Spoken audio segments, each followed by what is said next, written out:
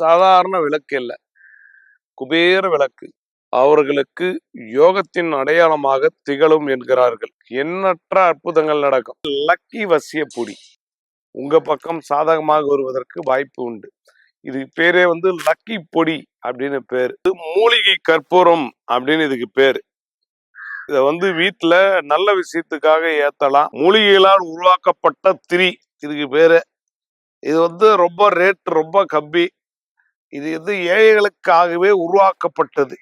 நான் கையில வைத்திருக்கக்கூடியது ஒரு வகையான ஒரு லிக்யூட். இது வீட்டுல என்ன பண்ணோம் அப்படின்னா, துருசக்திகளை விலக்கி அந்த வீட்டுல நல்ல சக்தியை கொண்டு வரும். மூதேவித்தனம் போய் மகிழ்ச்சி ஏற்படுத்தக்கூடிய ஒரு பொருள் இது. இந்த பொருள் என்ன பண்ணா, குளிக்கும் போது 2 உங்க வீட்டுல தெய்வம் இருக்குன்னா நல்லா வாசனை வரும். ஊத்திட்டு குளிச்சீர்கள் என்றால்